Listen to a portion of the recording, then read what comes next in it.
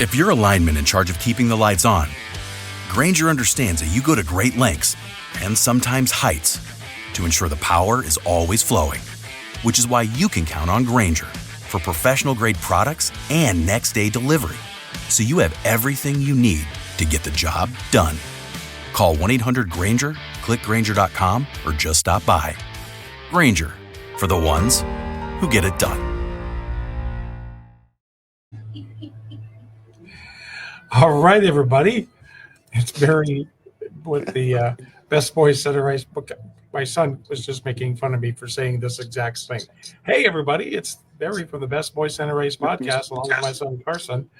And we are here tonight for the 2025 Stanley Cup Playoff Wrap-Up Show, Sunday night, the 4th of May, a day before somebody's birthday. I'm not mentioning who, but he's down here getting ready to come on here. And it was another Game 7. It was the last game of the first round between the Winnipeg Jets and the St. Louis Blues. Before we get into it, I'd like to do our thank yous to the Refocused Radio Network. That's where you can find all of the Best Boys 2025 Stanley Cup Playoff wrap-up shows that we've done so far during the playoffs. And you can find also on there Shemaiah Reed's I Am Refocused Radio and Rudy Campos Jr. and Sweep the League. Rudy's got his hands full with the NBA playoffs and just got through the NFL draft and doing a little Major League Baseball as well. But you can also get us on TikTok as well. But tonight was the final game of the first round of the Stanley Cup playoffs. Game 7 between the Winnipeg Jets and the St. Louis Blues. Last night after the Dallas-Colorado 7th game, didn't think that could outdo it. I don't think it outdid it, Carson, but it came awfully close two times. And we'll talk about 1.6 seconds in a minute. But Winnipeg does come out, and they beat the Blues in the second overtime thanks to a goal by Lowry, 4-3. Or that was the series was 4-3. Series and the game. Series and the game. The game is 4-3. Right. And but this had a different look to it in the third period. This had a very different look to it in the third period because in the third, the Blues were up 2-0. They were up 2-0 on early. In the first period, minute 10 in, Kyrou got his third of the playoffs, and Joseph at 7:18 of the first. So it was 2-0 going into the second period, and then the Jets came back with a power play goal to make it 2-1. But then late with about 30 seconds, 35 seconds left in the second period, Fosca he got his first. And that pretty much stayed there through until about 2 minutes left in the hockey game. Winnipeg pulled Hellebuck for the extra attacker. They got a goal with about a little under 2 minutes to go. And okay, so St. Louis a little bit nervous, but they held their own. And then they missed an empty net a couple times. And I know here on the official NHL stat sheet, they say the time of 1957, but I think it 58. Was 1.6 seconds. 1.6 seconds. And Winnipeg got the tying goal. Sorry, he had too many Marlboros today. Yeah, sorry. And all of a sudden you think, well, Winnipeg – it's got the momentum going into overtime. I really thought, though, in the first overtime, I thought it went back and forth pretty well. But in the second overtime, I really thought St. Louis had the more of the puck control in the second overtime. But that last shift, they Jets held it, hit the post right before that too, like literally 10 seconds before that, and then it wasn't. Went off the puck. It was, I think, Pionk that shot that. And it went off of St. Louis Blue first, and then it touched Lowry's stick. And there it goes. And thus ends the season for the Blues. And, that I don't recall, at least in a long while, that a game has gone like that where, like, the last second tie to go to overtime. Uh, Because literally that shot, that Perfetti goal, if that doesn't go in right there, the game's over. Like if the puck gets stopped, whatever, yeah, the game's over. Like yeah. that. Literally, it could have gone so many different ways. The puck could have hit the post and spun around a little bit, not gone in before the clock, but it did. It went in, and yeah, the Jets move on and win. Like we mentioned yesterday, probably the biggest game of the Winnipeg Jets 2.0. You know, a lot of Yeah. people have been talking about that. A lot of speculation's been going around the Jets. What's going to happen to them? Because if they don't do well, the fan interest already has been pretty low in the arena. How low attendance they are, and they're a small market team. There's a lot of concerns around that for the league and for the players. And you know, player polls always have Winnipeg at the least favored place to go play. They don't like to go. They don't want to have to go play in Winnipeg as a team. I go there for their careers. But the Jets won their biggest game in franchise history, and now because of that, they're awarded with a date with the Dallas Stars, which I mean, I don't know. I mean, that's a team you're up to the challenge for sure, but that's not a team I think I'd want to be playing right now. Not the way the Winnipeg like limped No, into the second round. no, Like they no, really, because I mean, again, not to say anything about St. Louis, but St. Louis being the eighth seed nearly eliminated them. yep, Nearly. They were that yep, close. And now the Jets have to deal with a Dallas Stars team who has Jake Ottinger on the other side, has Mikko Rantanen, who has 11 points in his last 3 games, a team that's more than likely going to get Jason Robertson and Miro Heiskanen back. That's going to be a really grueling series. And it's going to be up to which Hellebuck shows up this yep. series. I mean, It's if like, you look from start to finish, he was probably like a C minus. mm-hmm, He was not very good. He was no, not his caliber of goaltending at all. And you know, he obviously hung in there in the overtimes he had to when he needed to, but Dallas is gonna eat them up if he can't if the defense can't clean it up a little bit. yeah. I don't think that Hellebuck was. This is 2 playoff years in Series a row series that in a row, he, really, because they got eliminated round 1 last year. yeah. So I think that if he doesn't pull things together, the Jets are not going to get by Dallas, and No, they even have home ice because, of course, they're the President's Trophy winner. but So Dallas, I mean, again, the way they've been playing, you know, they go to Winnipeg and steal a game, and mhm. you know, it's a different ball game. But yeah, I mean, these past 2 nights of games have just been unbelievable. Both game sevens, you know, the Dallas, you know, 4 goals in the last 12 minutes to win the game.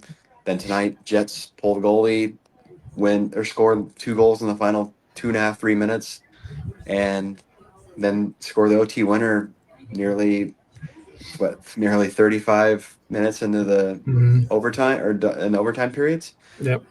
That's what you want to see out of playoff hockey, though, is that intensity and that kind of game, and it was there. And I mean, I give all the credit to St. Louis. I mean, out of all the teams that are in this, that are eliminated now, I guess, out of the 8 teams that are eliminated, Mhm. but tie-ups between Colorado and St. Louis for who played the best in this Yeah. series, like overall, because St. Louis the whole way played really well. They had one dud game, and I think that was game 2, that they just weren't really there. But other than that, the Blues played well the whole time. They outscored the Yeah. Jets. I feel like for the most part they outplayed them, but the Jets are, again, there's a reason they're President's Trophy winners. They know how to put the puck in the net when they need to, and all the credit to them. They won the series, and it was a hard fought one. And now they again are awarded with an even tougher challenge. Yep. They got to play Dallas. So second round, first round's over. We're going to move on to the second round, and the first game is tomorrow night, and it's Florida and Toronto. Ooh, Um, what do you think about that game? well, okay, it's in Toronto. It's the Stanley Cup champions who played really well in the first round I've against got 3 words. what? We want Florida. Yeah, they want Do you? Florida. Do you? Do you I don't know really? if you do. Do you? I'm going with Florida in this series. I just don't see. I see Toronto really being Toronto, and Florida is just too powerful of a team. Well, It's look at not. what they did to Tampa Bay. They Yeah, literally like brushed them aside like nothing. yeah, And and like and okay, they're a good time. They're a good team. Toronto had it. They what did they beat Ottawa 4-2 in the series, but that's Ottawa. That's a team that was not Not expected to supposed be to be there. there. And this is the Florida Panthers. This is a team who's been to the Stanley Cup Finals the last 2 years. They won it last year. Who did they beat last year? We don't talk about that anymore. We don't talk about Bruno. They know how to win, and they know how to.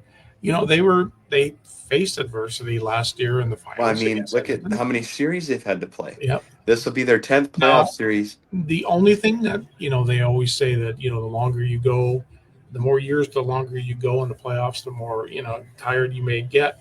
But I didn't see that in the first round against Tampa Bay. No, and I mean, I look at the comparisons. Goaltending, I think that Florida's got the edge. Bobrovsky has that playoff experience, whereas, is it Wolf that's playing for? No, Stolars. It was Stolars. Yeah. He was their backup last year, so that's going to be interesting. He was the backup in Florida last year, but Bob's got that playoff experience. He's played in the playoffs a lot of times. Defensively, I think it's pretty tight, but I do think that the Panthers are better defensively. Star power, again, the Leafs probably have more big-name guys because they have, Nylander, Matthews, Marner, Tavares, Morgan Riley, but I feel like well-rounded. I think that the Panthers as a four-line group are a lot better. Mm-hmm. They're going to have Brad Marchand probably on line 3. And all those lines are going to be scoring lines. They can all score. Whereas I think for the Leafs, they're going to heavily have to depend upon lines 1 and 2 to score, and lines 3 and 4 to try to tire out the Panthers. Mm-hmm. But I agree. I don't think that I think that the Panthers are going to win this series mainly just because of experience, and I think just they're a more well-rounded team. And not to shade Toronto, I don't like to do that on purpose, but it's just the truth. The Toronto Maple Leafs are the Toronto Maple Leafs. There was such a big deal about them advancing past the first round, which it shouldn't be that way. Realistically, you've got 3 more to go. Yeah. Like, you've got a long way to go here, and they're celebrating it like they've won the cup. And it's like, you haven't gotten there yet, and you've got an even tougher task awaiting. So I think that the Panthers win that series. Man, I don't even want to sound like a jerk, but I got the Panthers in 5. Mm-hmm. I think with how they went over, I think with how they beat Tampa Bay, if they continue to play that same way, that's going to be a tough challenge for Toronto to beat that. I think that the Panthers can win game 1, Leafs might win game 2, and then I think that Florida's got it the rest of the way. I'm going to give Toronto 2 games. It's going to be in 6, but Florida will come out the winner in that one. And then they'll move on. Now, the other game in the other series in the East is Carolina in Washington. Washington home ice there because they were the number 1 seed in the East. Yeah. That could be a really, really good series too. What's your prediction for it? I'm thinking this is a hard one. This is a pick 'em. I know. It's honestly, I'm excited for the series. I think it's going to be a good series. I think the matchup's going to be really good. But yeah, go ahead with what you were. I'm gonna say Washington, but it's gonna go 6. Possibly this could be a 7-game series. Yeah, I have Washington in 7. Yeah. I think, with how they played against Montreal, they played really well the whole time. Again, they just stuck with their game. I think that the biggest X factor in the series is going to be Tom Wilson and what kind of havoc he's going to give to the Hurricanes and their star players. I just think, again, I know defense wins championships in this league, but I think Carolina's just not offensively rounded at all. They don't have that. They don't score a lot. They're not known for scoring a lot of goals. They're defensively minded. And Washington, I think they're going to have the ability to break through that and force them to play back on their heels a little bit. And I think it's going to make it a tough challenge, but I think it's going to go 7 games. I really do. That's going to be a really good series, but I have Washington taking it in 7. Game 1 is Tuesday night, the early game. The late game is game 1 between the Edmonton Oilers and the Las Vegas Golden Knights from Vegas. While everybody knows my prediction on this one, I'm going with the Oilers on this one. I think it's going to be a 6-game series. The Oilers have proven over the last year and a half that they can face adversity and they could be down, but they're never out of it. They prove time and time again they could be like I think they really got to start playing ahead and not playing from behind. Yes, they got to. That gets tiring after a while, and especially against Vegas. Like Vegas is going to be a tough challenge, but I just think if the Oilers, the bottom six, the others keep playing as hard and as well as they do, and they keep getting on the score sheet like they have been, like they did in the LA series, then Yeah. the Oilers definitely have the advantage. Now, I still think the Oilers need to split up 29 and 97, but what do I know? They played together the last couple of games and they won. Yeah. So, but I still think you're a more rounded team. You're a more dangerous team if you split those two guys up and you move Nuge down to the center on the third line. And I'm assuming, I haven't heard anything officially yet, but I'm assuming Calvin Pickard will go between the pipes again. The 6 games that they played in the first round, he won the 4. So you got to go with the guy who's hot. And I said this before, like even though Stu Skiddard is technically, he's the number one goaltender. I don't think he is in the playoffs. I think Calvin Pickard's your number one goaltender. Yeah. It's his job. It's his net. It's his net now. I mean, this reminds. Okay, so continue. I'm sorry, I didn't mean that. Well, I just said it's like unless it's Pick's net until he proves that until he goes cold, and then if he needs to be pulled and he needs to get rested. But I think even as the playoffs go down the road, say the Oilers get by Vegas, get into the West, I still think Pickard's going to be your guy. He's just got that lightning in a bottle right now. He has that calm, cool, and collected look to him. Like he's just ready. Like he doesn't get fazed by the moment. No. And so I agree.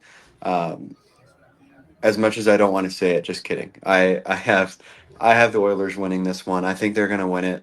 I have this one going 6. I think that, again, watching that Vegas-Minnesota series, even though Vegas won at 4-2, it was a lot closer of a series than that final series number goes to show. I think the Wild really presented them a challenge, because I think the Wild are a well-rounded team, but they don't have that scoring power all lines 1 through 4, whereas the Oilers already have that. So if they can play their game, they're going to really give Vegas a challenge, and again, they're going to have to force them to be on their heels. Now, the other way around, the Oilers have to make sure they're playing the whole game this time. They can't be doing any of this only playing the last 20 every game, because Vegas is a great hockey team and they have the ability they could blow that game out of the water in the second period if the Oilers don't play their cards right. Goaltending, I think this is going to be a very close goaltending series, because Adin Hill has been pretty okay for the playoffs. He's been there when he's needed him, and same with Pickard. He's been there when the Oilers need him. But I think just the Oilers have that more well-rounded lineup to put the puck in the net, but they have to make sure that they're disciplined, because you don't want to give Vegas opportunities to crush you on the power play, and vice versa. Vegas has to stay disciplined too. So it's just going to be a matter of who can play their game and just stay in the moment. Don't get too heated. Don't get too high or too low. Just play your game. But this is going to be a really good series. And I heard that Matthias Ekholm for the Oilers is still not going to be available for the second round. So he was expected. He's still not going to play. Yeah, I saw a report earlier today. I don't know. It's one of those. It could be just something that the Oilers are not saying anything. I think it's one of those things too. You can't change what's going on. There's something there just working right now. You keep resting that guy and make sure he's ready, because you're going to need him if he's there, obviously. But if y'all advance to the third round and he's available, then heck yeah, you're going to have him in. So that's one factor, and then so that's the late game on Tuesday. And then the other series that we were just talking about earlier, Winnipeg and Dallas. The first game in Winnipeg is Wednesday night. It's the late game. I'm going with Dallas on this one. I'm going with Dallas, and I'm going to say another 6-game series.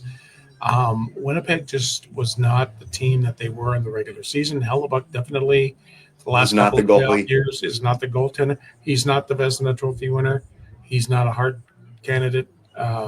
Trophy candidate right now. Not playing. I think Dallas can get to him like St. Louis got to him. Well, and even more. I mean, they've got like I said, they have a lot more offensive weapons, and that's going to be a challenge. I agree. I think Dallas wins in 6, and I think that we have a repeat of last year's Western Conference Final again. But that's going to be. I mean, all these series are going to be really good in their own in their own ways. Obviously that's going to be an interesting series between Dallas and Winnipeg because they haven't played each other in the playoffs in a long while. Um, that's going to be interesting. Also, don't Toronto, the Panthers have played a little bit the last couple of years. Caps and Canes have played a couple times in the late 2018s. But Dallas and Winnipeg, that's a series we haven't seen in a long while. That's going to be a neat challenge, and I'm excited for all these series. But yeah, I think I got Dallas, Edmonton, and then Florida and Yeah, Washington out I of think we're these. on the same page with that. So tomorrow night is the Panthers and Leafs. It's a 7 o'clock start our time, so we'll be on probably around 10. I guess around 10 o'clock tomorrow night with the wrap up show of the first game of the second round of the Stanley Cup Playoffs. As you can see there, we're all ready to go. Oh, We're excited. I need to make one minor cosmetic change to this. Give Oh, me 1 second. I wonder if I can see it before you did it. I can't see where he made the mistake. But we will be on the air right after the Panthers and the Maple Leafs tomorrow night. You'll be able to get this tomorrow on our YouTube channel on the Refocused Radio network. And then join us. We want to hear from you too tomorrow night. If you've got questions, you can message both Carson and I through Facebook Messenger or on TikTok, however you want to message us and talk about who your picks are for the second round. Who do you think is going to come out of the second round? And we'll be, back with you tomorrow night to Let wrap me up. update this real quick. Give me 1 second. Okay, he's updating it. I'm not sure what he made the mistake on. Oh, it's something. But we just enjoy doing this. We've been on every night except for night one because of just circumstances. But it's it's just so much fun watching these games. And you got a guy like Carson whose team, the Pittsburgh Penguins, aren't in it, but he still loves every game and watches every game and is into You every game. ready? Yeah. Okay, I'm ready. What is it?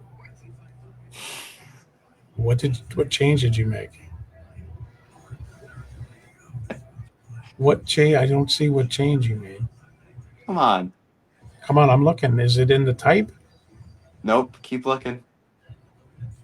Oh, geez, you put. Oh, come on, get that out of there. You already put Vegas in the Western Conference Final. Get that out of there. Yeah. Smart, Alec. He's already got Vegas into the Western Conference Finals. I don't think so. Yeah, you better change it if you know what's good for you. Uh, he's and this kid loves to make there. That's better. Keep it like that. We got a few games to Oh go here. wait. No. You know what? I figured this out. Give me 1 second. Okay. I gotta make it. I gotta be a bit fun. Okay. Yeah.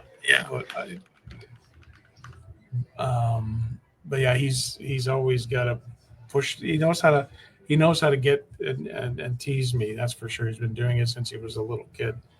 But yeah, you can get this broadcast tomorrow on YouTube as well as Spreaker.com, and also available on TikTok tomorrow as well. If not tomorrow, then definitely first thing Tuesday. But we should have it on there by tomorrow as we get ready for the There we second go. round. That's better. Good. Okay, Pittsburgh winning the Stanley Cup. Okay, that at least I can Not handle. this year. Not this year. Not this year, But but okay. in all seriousness, though, these. I mean, like Dad just said, again, I don't have a pony or a horse in the race in this one because the Penguins aren't in it. But these games have been really exciting. Like these last two nights. Tonight, watching this overtime, I was literally on the edge of my seat on the couch, like, oh my God, who's going to score? Who's going to make that play? Because now, like, the more I've watched the game, I appreciate the small details of things that lead to the goals. So little things that happen that lead to the plays, and I'm like, what's going to be that play that makes or breaks one team's season and sends another team home? And, it was great these last two nights. These past two nights have trumped anything that's happened in the NBA playoffs so far. Up by a long mile. The closest would be Game 7 of Denver last night. Denver and the Clippers, but that game was a blowout in the third quarter. But I mean, last night Dallas scores. They're down 2-0, score 4 in the last 12 minutes to win. Rantanen gets the hat trick against his old team. Like what? That's a story right there. And then tonight, the Winnipeg Jets, a team that has had threats of expansion talks and all these other noises around their team, and they again down 2 goals in the last 2.5 3 minutes, score twice. Last 1.6 seconds they tie the game, go to OT and win it in double overtime and extend their season and send the Fairy Tale Blues home, who impressively had won their last 15 home games was the number. 15. And I would have loved to see that crowd continue to go, but you know what? I've been in Canada Life Center. I've been in the American Airlines Center. I know how loud Canada Life Center gets in Winnipeg. They really love that team, but they got to keep supporting them, and the Jets got to stick with it. But yeah, these past 2 nights, that's what makes this sport is what it is the intensity and chaotic nature of it. All right. We're going to wrap things up and with Carson's favorite time of the show. In the meantime and in between time, everybody have a great hockey night. Go Knights, go. Oh, come on. I'm just kidding. The more I cheer them on, the better, the worse they're going to do. Yeah, no, that's what I'm hoping. All right. All right. Bye, Dan. I'll talk to you tomorrow. Love you. All right. Bye.